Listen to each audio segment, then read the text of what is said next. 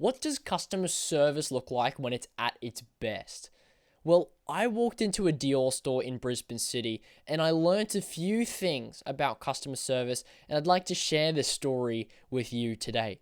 You're listening to the Street Cred podcast, the show laser focused on helping brand owners turn their fashion side hustle into a full-time career. I'm Elijah Delport.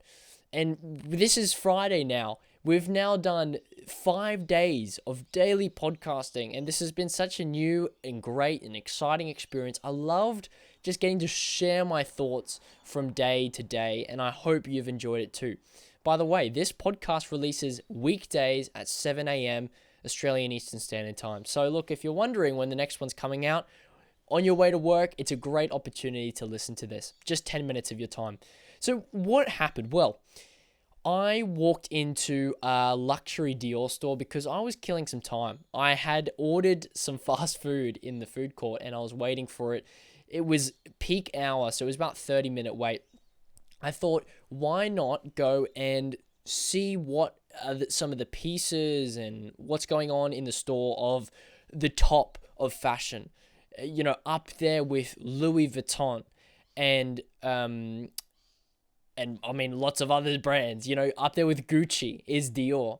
And so I walked into the store and immediately I was presented with this lady. And she came up to me and, I mean, let's call her Cheryl. She goes, "Hello, my name is Cheryl and I work in this Dior store and I would love, would you like an orange juice or champagne?" This is what she said upon entering the store. It was amazing, and I was totally blown away because I'm used to walking and window shopping and walking into stores and really being left to my own devices. Or if anything, maybe a customer service manager might be looking over their shoulder suspiciously, just making sure that everything's in order and nothing's being stolen. But this lady, Cheryl, she asked me if I wanted an orange juice or a champagne. So I said, "Cheryl, I'll have an orange juice, thanks. I'm not going to have a champagne at lunchtime." So, look, she comes back out from behind this curtain with this beautiful bamboo board. And on top was a fabric handkerchief with a lovely glass of orange juice on top. And she gave me the tray, the small bamboo tray, and it was so wonderfully presented. And then after she gave me the drink, she asked me, "Well, is there anything I can help you with today?" I said, "Hey, Cheryl, no. Thanks very much for the juice. I'm actually just going to look around." And she said, "No worries at all. I will be here waiting by your side in case you need something, anything at all." And this was amazing because Dior at the beginning had no concern about business. In fact, I told them up front I wasn't going to buy anything. I'm just here to window shop. However, that didn't limit their services. And the reason that is because they're playing a long game. And as with any community building, one must play the long game in streetwear. Dior understands that although they'll lose a customer today, they'll lose a sale today, they'll gain a customer for tomorrow. And so that's why they are not going for sales. They're going for customers. They're trying to win, not to win the sales, but to win the people. And that's exactly what they did with that orange juice. So then I continued to look around and, window shopping as I said I would. And there were these lovely shoes on the shelf. And by the way, as it goes with many luxury stores, the layout was very minimal. There was just a few items on each shelf, and on one of these shelves there was these shoes, and man, they looked amazing. And I thought, well, what's the price tag on that? If they don't post a price tag, it's got to be pretty expensive. And I was looking at the shoes, and she came over and she took them off the shelf and she put them into my hands, and I asked her about the shoes. How are they created? Asked her to tell me about the shoes. And the first thing she did is that she pointed out the star on the side and she told me what it means. And she told me that it was a North Star. It represented this, it was a symbol of status for Dior and some of their items, or at least that series of items, and how it had its roots in some ancient culture. The amazing thing is that the first thing that Cheryl told me about this pair of shoes was not the material, was not the design, was not the process of how it was made, but rather the meaning behind it. And that gets to the next point of premium customer service. It's that Dior understands that us customers buy into the message before we buy the product. We buy into the brand before we buy the shoes. And that was really important, especially at that price tag. They're not selling the material or the design of the product, although that is the premium. It's as good as it gets. There's lots of other shoe companies that sell shoes of equal material quality, of equal design quality, for a much lower price tag. I guarantee that those shoes were probably exceeding beyond $2,000. So they're pretty expensive shoes. You can buy shoes a lot cheaper than that are even better than that, better quality. So that's not what they're selling, though. That's not the point. They're selling a message, and that message is the brand that has taken many, many decades to build, and that holds so much status when you wear it on the feet. And so that is why I believe that Cheryl explained to me as the first thing when I asked about the shoes. It wasn't the material. It wasn't the design. But she shared the message, the meaning behind the shoes first, because that is what is first and foremost in the minds of Dior and their work. It comes through everything from the product to the employees. It's shown through everything. So then she showed me the shoe, of course, and then I continued looking around. I was kind of blown away after that point. I was like, man, I've got this juice. I know about the message behind the shoe. I better write an email about this for my newsletter, because this is just perfect. It's certainly not what I was expecting. And by the way, everyone's wearing suits. Like, they look the part. They look like it's a luxury store.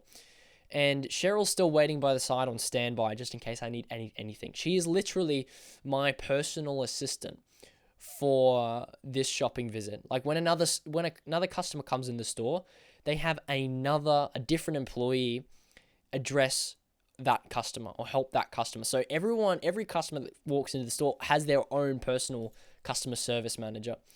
And then this great thing happened.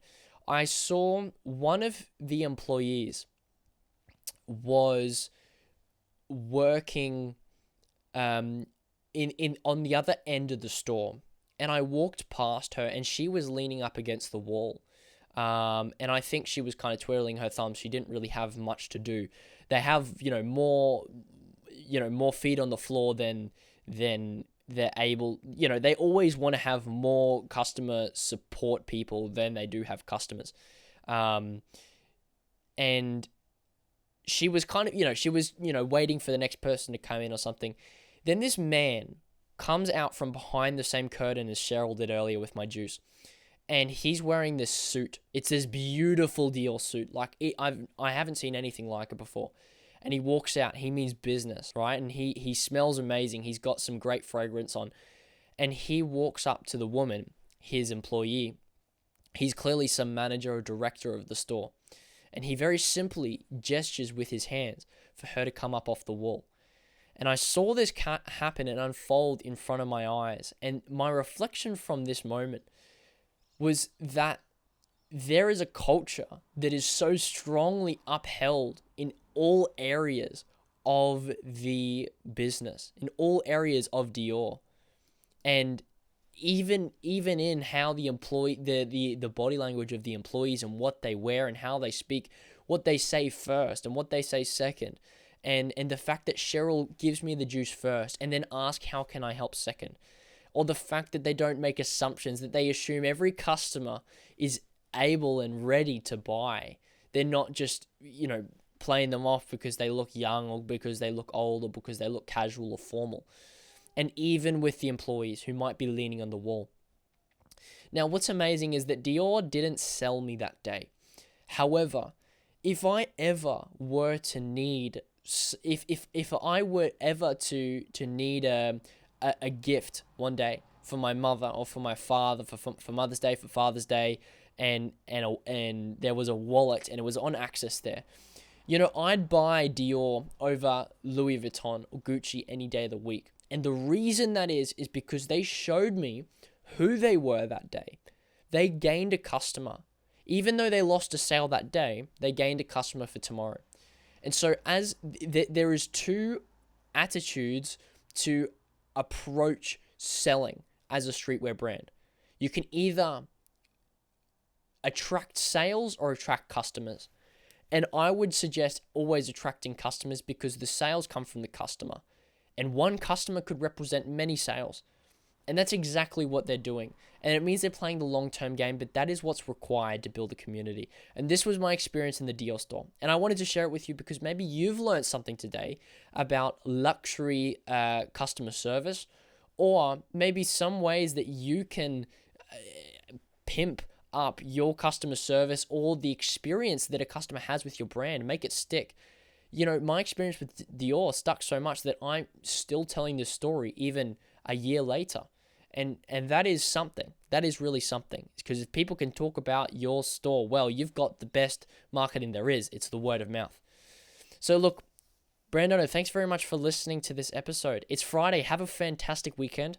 I will not be making podcasts over Saturday and Sunday, but I will be back on Monday in 2 days. So look, whatever you're doing on Monday morning at 7 a.m., I will be here with a podcast and I will be in your ears ready to share with you what I have. But look, if you want to engage with a community of 90 plus brand owners, people who are motivated, who are making it happen, who are also trying to turn their side hustle into a full-time career, join Streetwear 365. It's a free community, and you can go to the link wherever you're consuming this below, and there you can simply join up. And look, inside there's also a streetwear marketing course. It's 5.5 hours of everything that I know about marketing for streetwear brands that I've used in my coaching program, and it's there on access for free. So please go ahead and consume it. It's all value, no catch. And look, I'll see you on the inside. But other than that, I'll be back on Monday. Have a fantastic weekend, and thanks for listening.